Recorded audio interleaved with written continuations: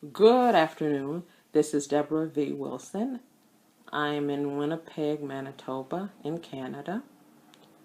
The date is the 18th of June, 2017, and the time is 1300 hours and 55 minutes, and that would be GMT minus 6. Approximately a decade ago, I was diagnosed with type 2 diabetes. That would be what has formerly been called adult onset diabetes, but is definitely associated with lifestyle as opposed to type 1.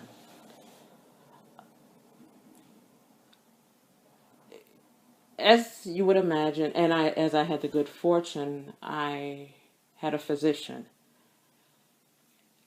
After the diagnosis, I changed physicians. And with my brand new physician, after I'd done research, although I did understand the mechanics of type 2 diabetes, I came up with the conclusion that since one of the things is issues is weight, that I would go on a rapid weight loss plan. And I say with a great deal of embarrassment that I looked up online these diets that were practically starvation. My physician listened to me. I was in a place of fear. I was in a place of tension. I felt out of control. I just started my medication, so it really wasn't working. It needed to have a cumulative effect. Then it turned out my previous physician had given me the wrong medication. The new physician decided to change courses. Again, I'm thinking, okay, I have to do all this on my own. I can't trust my physician. And if the goal is that I lose weight and exercise more, well, then let me do it rapidly. I was afraid. I felt out of control. I didn't know what to do. I felt let down because my previous physician had made a mistake in the medication I was given. I was in a place of tension. The physician talked to me, acknowledged the space I was in, both physically and emotionally, disagreed with my course of action for the starvation diet, and explained to me why. Set out a new course of action to take care of my health and return me to health. It was slow. It was laborious. I was stressed out. I was in constant stress about my type 2 diabetes. I was sitting in a place of tension. My physician chose to sit with me in that space. He was not hyperbolic. He was not rash. He was not detached from the situation that I was in. He engaged with me in an appropriate manner. And yet he still, given his role in my life, my physician, he provided instructive guidance to return me to health. This morning, I attended a service at a United Church, here in Winnipeg. And one point in the sermon, the pastor said, he told this congregation, of which I'm not a member, I'm a guest, that they were going to be looking at scriptures in Revelation, and they were going to analyze it and question it and challenge it and look at how the congregation assigned meaning to it. The pastor said it might be uncomfortable, but we're going to sit in this place of tension and learn, and I'm going to sit with you. For almost 30 years, I traveled to the United Kingdom, and still to this day, I consider London my spiritual home. London and England in general is a space I feel very protective of, that I care very much for and about. The United Kingdom in general, it would be fair to say. Not a day goes by that I don't follow the happenings, the occurrences, the fun, the joy, the challenges. I'm always grateful for social media. As you know, times have been challenging for the United Kingdom, particularly England. London experienced a criminal act in Westminster. Then there was a criminal act in Manchester. Then again in London on the London Bridge. And now most recently, again in London, a fire of a tower in which it's fair to say dozens of people have lost their lives. And the sad, but most likely realistic prospects will be that we'll find out more people lost their lives. It's the responsibility of the political class to sit in the space of tension with the people that employ them, the citizens. And whilst all 4 incidents that I've mentioned have their own unique nuance, they're similar in the same way. They all involve loss. They all involve fear. They all involve trauma. They all involve questioning if the state hears me. Do you understand the space I'm in? They all involve questioning the state. How could this happen? Those are uncomfortable questions for all of us, but they're particularly uncomfortable for the political class. The responsible response from the political class, in my opinion, is to sit in the place of tension with the citizens. It is to acknowledge their pain. It is to acknowledge the fact that they feel let down. It is to acknowledge the loss.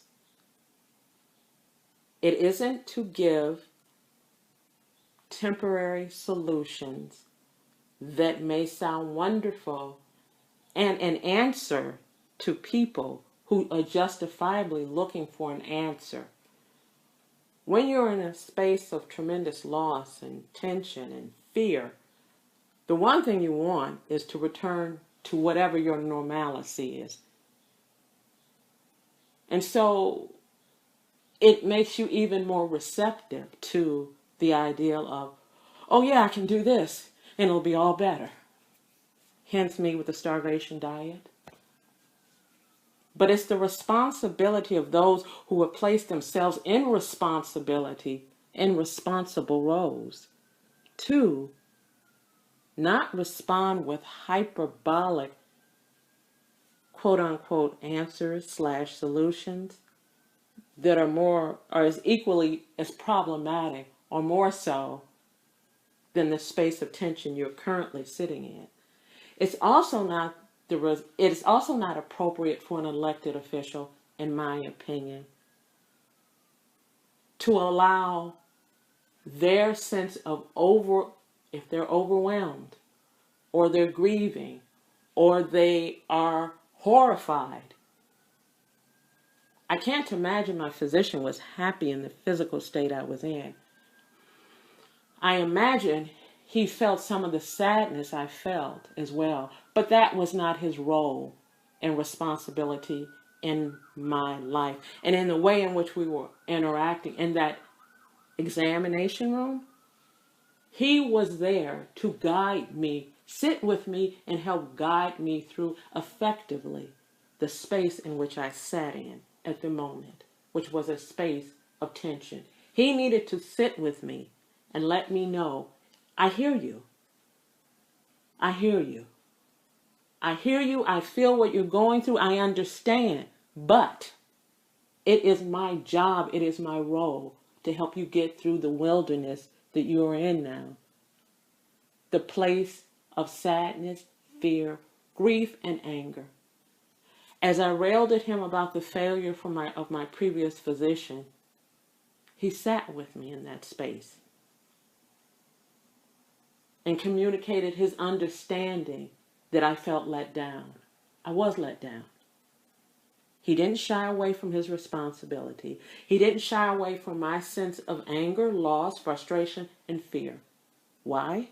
Because he was my physician. He chose to place himself in that role.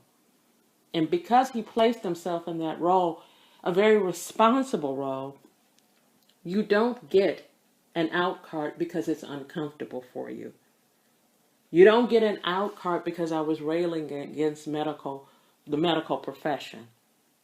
And he may have felt that was some reflection on him or not. I don't know. I don't care. This was my journey. And he placed himself in that position. He chose to do that.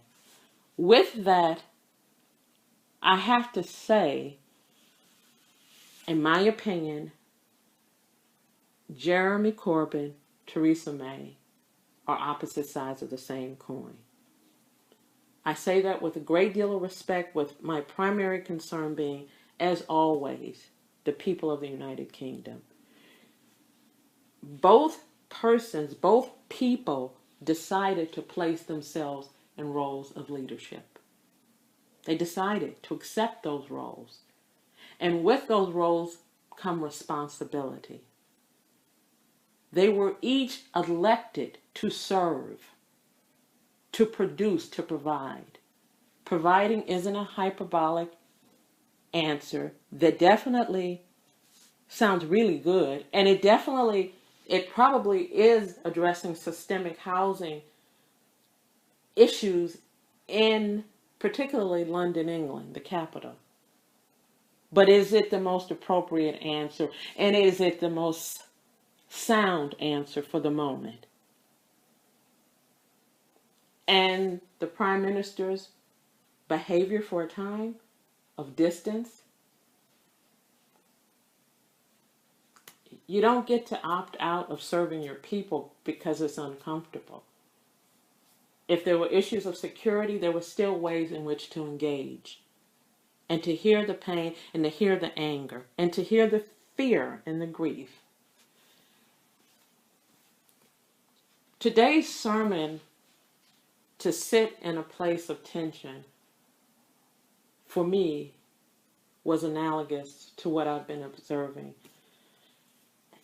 particularly in the Grenfell Towers fire. The responses from the state, both Labour, opposition, the opposition party, and the Tory party. When you've chosen a responsible role, the expectation is that you will act with responsibility. Not hyperbolic, not detached. This is Debra V. Wilson. I am in Winnipeg, Manitoba. Thank you.